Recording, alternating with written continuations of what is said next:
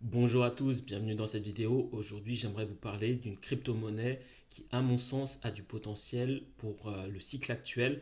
Donc, c'est un des performeurs du précédent cycle, mais à mon sens, qui a également le potentiel de performer sur ce cycle-là. Donc, il s'agit de la crypto-monnaie AVAX, si vous ne la connaissez pas. Donc, si vous découvrez le secteur des crypto-monnaies, donc c'est une crypto-monnaie qui a plutôt bien performé lors du précédent cycle, donc par rapport à son plus bas, si on doit aller chercher janvier 2021 et ensuite fin 2021, on a fait 4620%.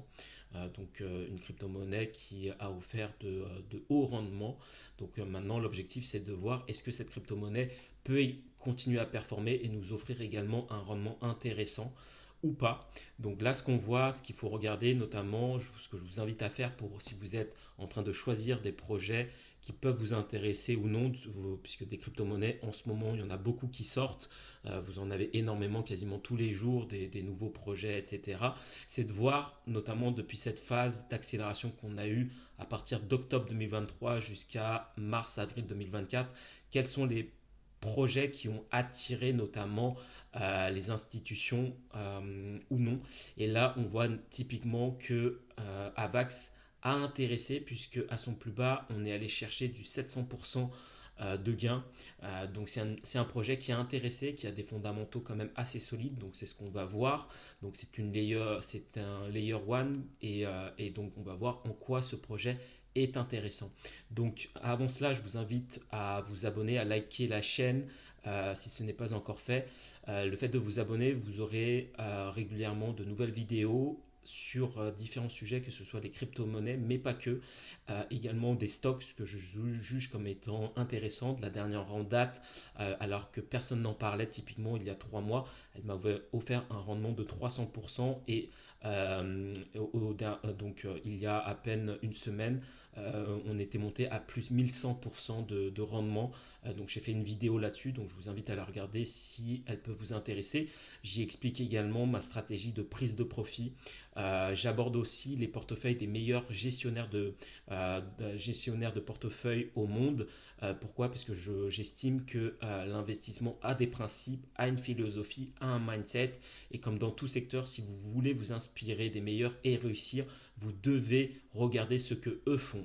L'objectif, c'est de ne pas inventer la roue. On ne naît pas investisseur, on le devient. Et pour devenir un excellent investisseur, il faut suivre la voie qui ont été tracées par nos prédécesseurs.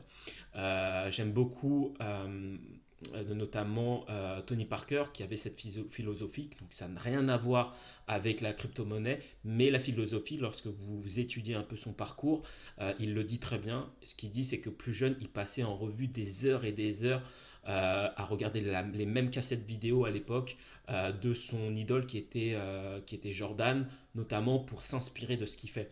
Et c'est aussi la philosophie de la chaîne Amplitude, de s'inspirer des meilleurs, comme notamment le portfolio de Monish Pabray, celui de Howard Marks, etc., afin que vous puissiez retirer la philosophie et comprendre la psychologie qui prennent notamment dans telle ou telle position. Voilà, donc pour parler maintenant d'Avax, donc ce qu'on voit pour Avax, euh, c'est une crypto-monnaie. Moi, personnellement, j'ai la conviction, donc évidemment, ce sont mes propres convictions, mais je crois que si on connaîtra, et sans doute que ça sera le cas, une continuité du cycle actuel, potentiellement, Avax peut aller nous chercher un nouvel ATH. À mon sens, c'est possible. Évidemment, on verra ce que nous dessinera le marché, mais à mon sens, ça fait partie des projets solides, avec des fondamentaux solides, qui notamment peut aller nous chercher un nouvel ATH. On voit que ce projet-là a intéressé de la période d'octobre 2023 à mars-avril 2024. On a eu cette phase d'accélération ici.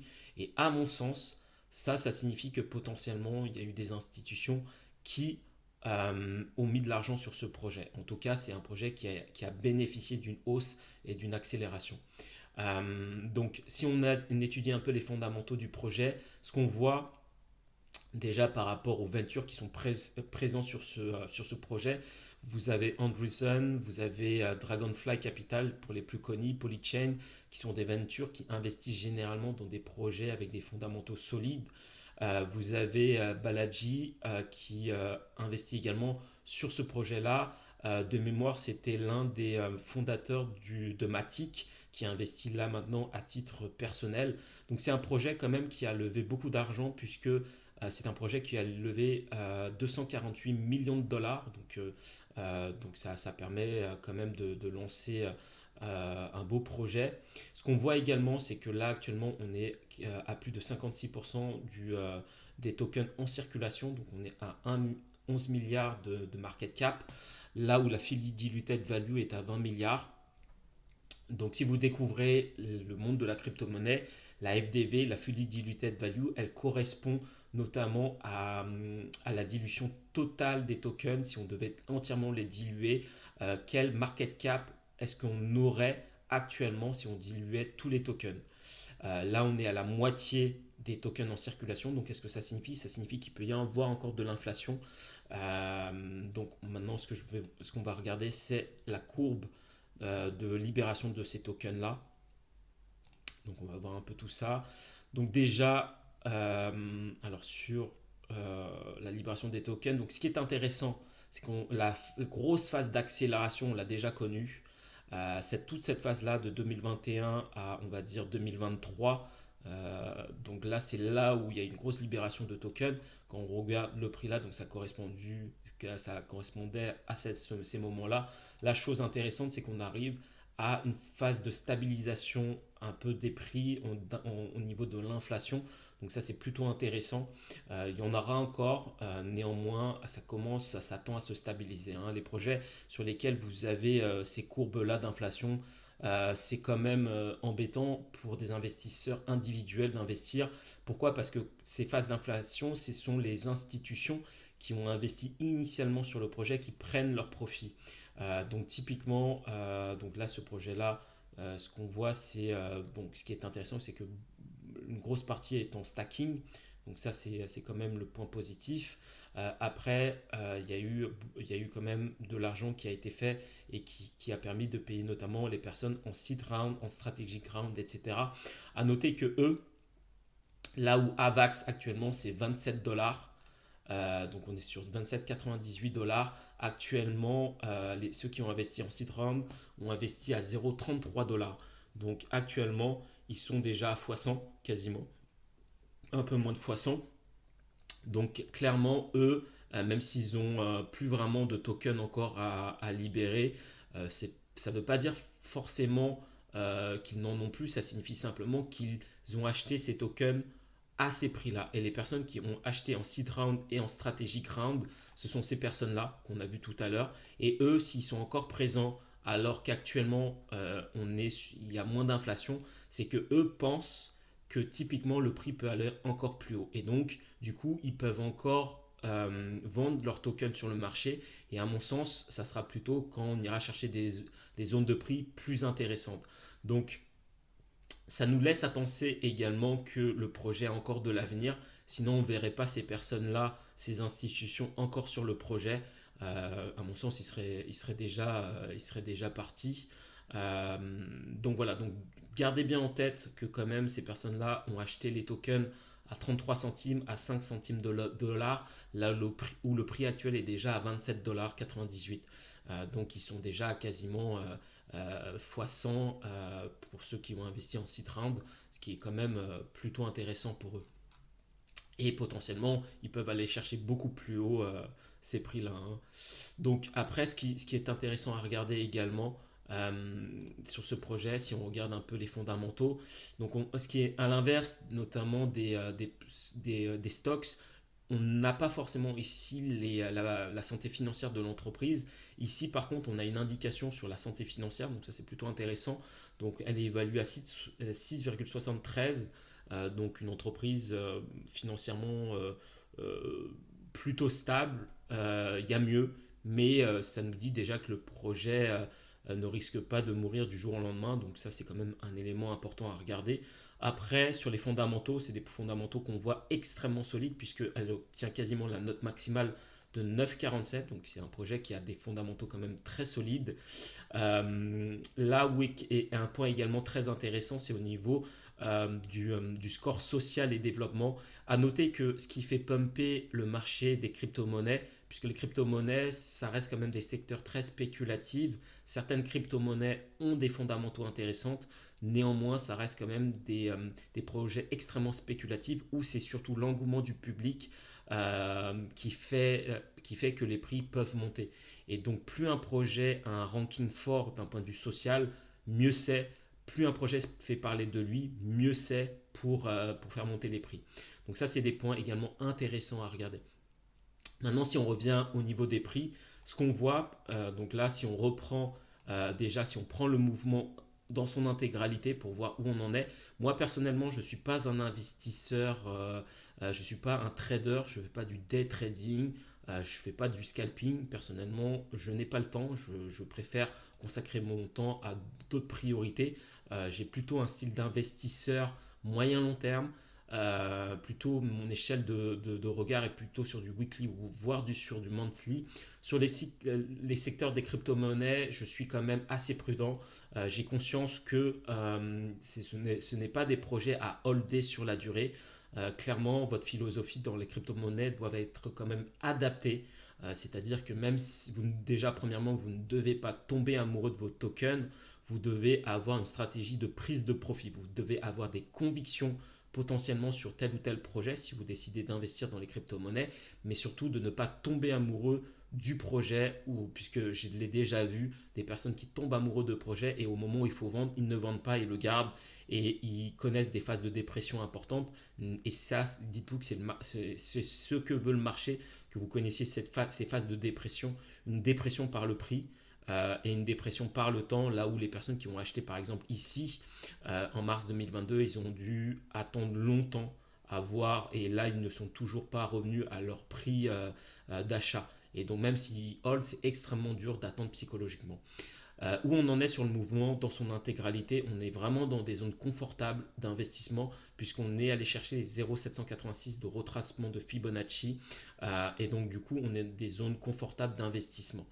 À plus court terme, maintenant si on regarde par rapport au précédent mouvement, où est-ce qu'on en est si on regarde ça, hop. Donc par rapport au précédent mouvement, on est sur un retracement également sous les 0,618 de retracement. On est allé chercher les 0,786. On est allé rechercher notamment aussi cette zone hop, de résistance. Je vous la trace pour que vous puissiez la voir. Juste là, hop, je vais la tracer dans son intégralité pour que vous puissiez bien voir. Hop, voilà. On est allé chercher cette zone de résistance, on a légèrement méché en dessous. Et là, le prix tend à se consolider. On verra si ça maintient en fonction de ce que va faire le Bitcoin, puisque c'est le Bitcoin qui fait la loi sur le secteur des crypto-monnaies. Néanmoins, dites-vous que si vous êtes un investisseur moyen-long terme également, c'est des zones ici vraiment intéressantes pour se positionner. Évidemment, si vous souhaitez optimiser votre entrée, vous pouvez regarder un peu ce que nous a dessiné le prix. Là, on voit de nouvelles structures haussières. On est allé chercher la MA 220. Si je me mets, donc là on est sur la SMA 220. Dans le secteur des crypto-monnaies, il faut noter que potentiellement on va généralement, quand on va chercher ces points-là, c'est plutôt intéressant, c'est des bonnes zones d'investissement moyen-long terme. Et donc c'est une crypto-monnaie, à mon sens, qui a des chances de nous offrir potentiellement un nouvel ATH. Après, évidemment, ce sont mes convictions personnelles, à vous de faire vos propres analyses et vos propres convictions. En cas d'accélération, si on prend les objectifs un peu mathématiques par rapport à AVAX, qu'est-ce que ça nous donne par rapport au précédent mouvement? Si je prends l'intégralité de ce mouvement-là, on est allé chercher 0,382 de retracement. Et ça, donc évidemment, ça a servi de résistance, notamment aussi cette zone-là, pour que vous puissiez bien voir. Si je la trace, elle correspond à cette zone-là. Donc c'est une zone quand même importante puisque c'était une zone de résistance à ce niveau-là, une zone de support à ce niveau-là, support à ce niveau-là. On l'a complètement défoncé ici et là elle nous sert de nouveau de zone de résistance. Certaines personnes, vous allez les entendre, notamment des personnes qui investissent dans les actions qui sont des purs fondamentalistes. Moi personnellement, j'ai une appétence pour les fondamentales, mais eux vont vous dire que l'analyse technique c'est du bullshit. Personnellement, pour travailler notamment sur de la valorisation d'entreprise, les valorisations d'entreprise, notamment, on essaie de calculer la valeur intrinsèque. Donc, vous avez plusieurs calculs pour cela, et où on calcule les valeurs intrinsèques. Dont l'une des méthodes, c'est notamment de prendre en compte les bénéfices futurs qu'on ramène au taux actualisé actuel. Donc ça reste quand même du Madame Irma également. Donc toutes les personnes que vous pouvez entendre qui vont vous dire l'analyse technique c'est bidon, etc. Dites-vous que vous pouvez leur rétorquer que l'analyse fondamentale, lorsqu'on fait de la valorisation d'entreprise, ça reste encore, c'est quand même aussi du Madame Irma si vous souhaitez, puisque les techniques également de valorisation d'entreprise, certaines, en tout cas les plus connues, on prend en fait, si vous voulez, un multiplicateur du bénéfice que vous projetez sur plusieurs années et que vous réactualisez au taux actuel. Et donc du coup, ça reste quand même hypothétique. Le marché n'est pas linéaire et donc ça reste purement des hypothèses. À mon sens, il est important de prendre le meilleur des deux mondes, l'analyse fondamentale, l'analyse technique, et c'est l'unification des deux mondes qui fait que potentiellement vous allez avoir de meilleures prises de décision. C'est comme dire ma main droite est plus importante que ma main gauche. Non, pas du tout. Les deux sont importantes à étudier. Donc ne vous laissez pas embrigader par toutes ces choses que vous pouvez entendre sur l'analyse technique, l'analyse fondamentale, etc. Il faut prendre le meilleur des deux mondes. Donc après, en objectif également mathématique, cette zone-là sera une zone importante de prise de profit. Donc je vous la trace pour que vous puissiez bien voir cette zone ici.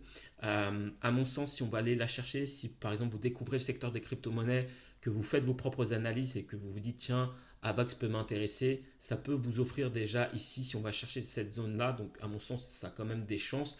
On peut aller chercher du 254%, donc c'est déjà pas mal, hein, vous faites déjà un x3, c'est déjà plutôt sympa. Maintenant, si on va chercher plus loin, si on regarde un peu, si on va chercher les 1,618 en objectif, moi ça va être déjà, personnellement, c'est ma target. Après, si ça nous offre plus, tant mieux. Mais moi, déjà, si on m'offre du 1,618 en objectif, c'est très bien. Supposons que, alors moi, AVAX, j'en ai déjà, mais supposons que vous rentrez sur une position, par exemple, ici, à son prix actuel, ça vous offrirait du 717%, donc un x8, ce qui est quand même plutôt satisfaisant. Donc un x8, ça correspondrait à quoi? Ça nous amènerait un AVAX à 231 $. 231 $, si on regarde la capitalisation d'AVAX, 231 au plus haut, on est allé chercher du 24 milliards.